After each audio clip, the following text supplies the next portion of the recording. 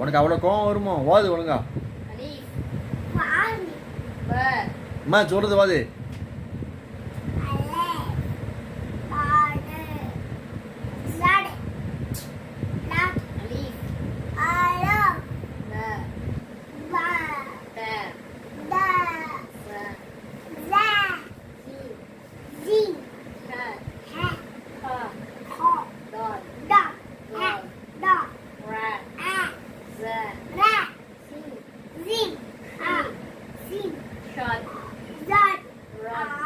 Good good அப்படிதான் ஓது.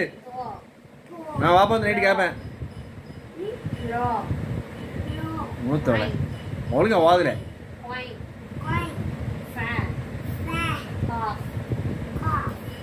இல்லை தொப்பி எடுத்துட்டா ஓதுல குத்திட பிச்சு விடுவோம்.